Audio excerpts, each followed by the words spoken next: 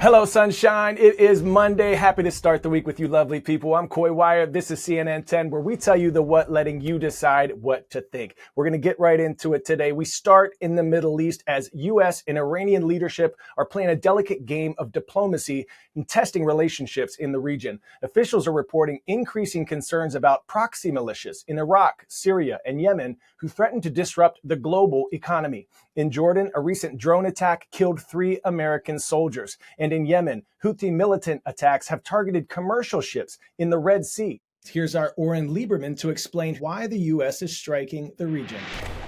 For the third time in recent weeks, the U.S. and the U.K. carried out joint strikes against Houthi targets in Yemen. This time, the coalition airstrikes targeted 36 targets across 13 different locations in Yemen, as the U.S. and the U.K., backed by a coalition of Australia, Bahrain, Denmark, Canada, the Netherlands, and New Zealand, try to disrupt the ability of the Iran-backed rebel group to target international shipping lanes in the Red Sea and the Gulf of Aden. The U.S. went after underground storage facilities, command and control, missile systems, drone storage and operation sites, radars, and helicopters of the Houthis. So in that target list, you see the effort of the U.S. to try to disrupt the abilities of the Houthis to continue to attack commercial vessels as well as U.S. warships. It's also worth noting this is the first time we have seen the U.S. strike Iraq and Syria simultaneously.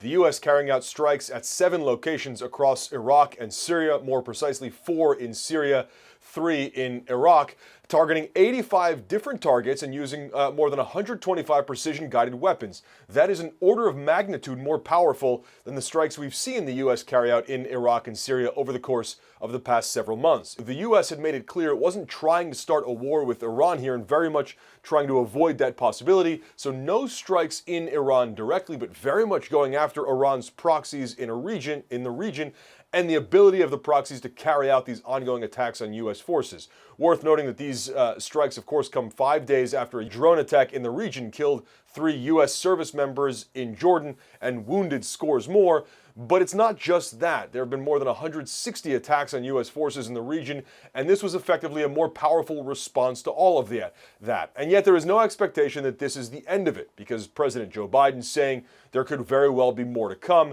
and Defense Secretary Lloyd Austin being even more blunt about this in a statement afterwards, saying this is the start of our response. The key question here, of course, what does the rest of that response look like, and where does it play out? Pop quiz, hot shot. Which of these animals is the largest rodent in North America? Squirrel, muskrat, marmot, or beaver?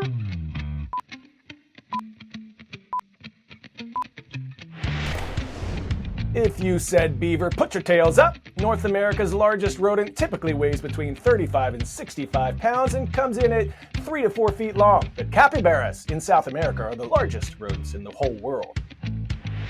Let's hop on across the pond to the wetlands of England, where the Eurasian beaver, a species hunted to extinction, are returning to London for the first time in 400 years. CNN's Anna Stewart introduces us to the family of 5 that was relocated from Scotland to West London in hopes of rebuilding the country's lost beaver population. This is the moment that a family of 5 Eurasian beavers happily settled in to their new home.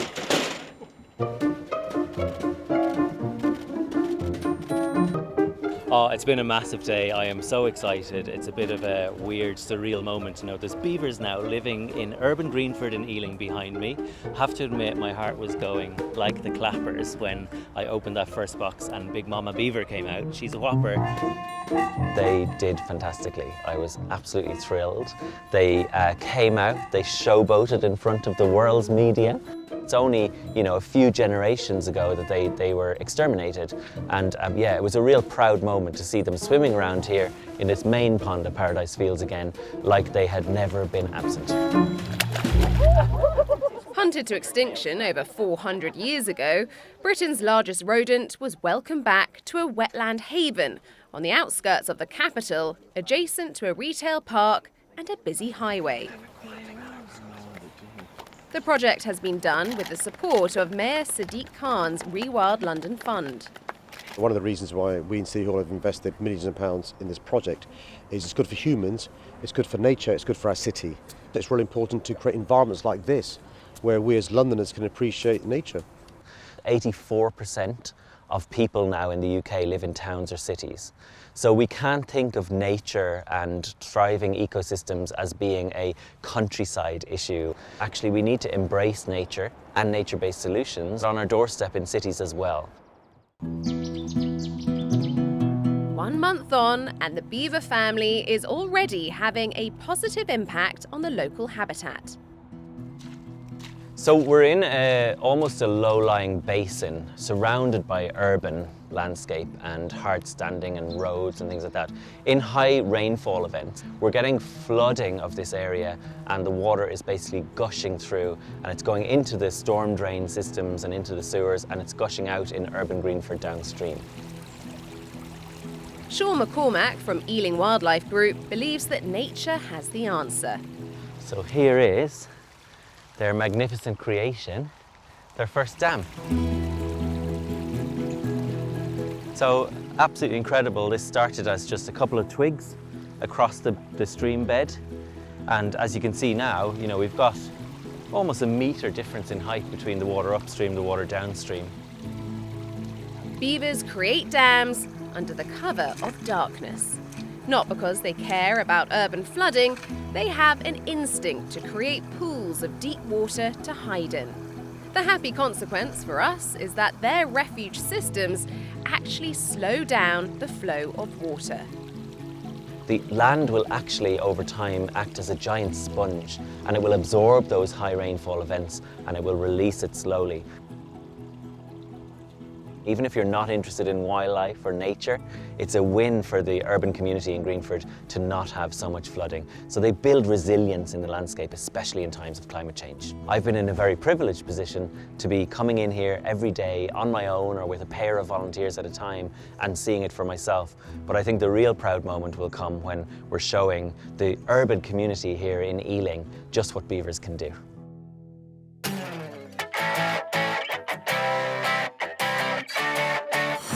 Today's story getting a 10 out of 10, a trailblazer. Starting each week this Black History Month, we're going to be highlighting seminal Black figures who transformed America in profound ways. First up, civil rights activist Sadie Tanner Moselle Alexander. In 1921, Alexander became the first Black person to earn a PhD in economics in the country. Then she later became the first Black woman to graduate from the University of Pennsylvania's law school and to practice law in the state. She shattered so many glass ceilings, all while facing racial prejudice. During her first year in college, she was told she couldn't check books out of the school library, but she persisted and remained a champion of equal rights throughout her life. Here she is in 1947, right next to President Harry Truman, who appointed Alexander to his Committee on Civil Rights, which became the backbone for the movement over the next decade. And another American difference maker getting today's 10 out of 10, inventor Garrett Morgan. In 1916, he patented a precursor to the gas mask used by soldiers during the First World War. He hired a white actor to pretend to be the inventor so as to avoid any possible racism of potential buyers. But one invention that many of us see each and every day, Garrett was the person who came up with the idea of a 3-signal traffic light. That's right. He thought, there should probably be a yellow light in there so people know when to slow their roll. We are going to go full green light, though, on our shout-outs for today. Let me hear a roar for the talented Tigers at Plaza Middle School in Kansas City. Thank you for subscribing and commenting on our CNN 10 YouTube channel. And this shout-out goes to Colchester High School in Vermont, home of the Lakers. Keep crushing it, Colchester. Rise up. See you tomorrow, lovely people. I'm Coy Wire, and we are CNN 10.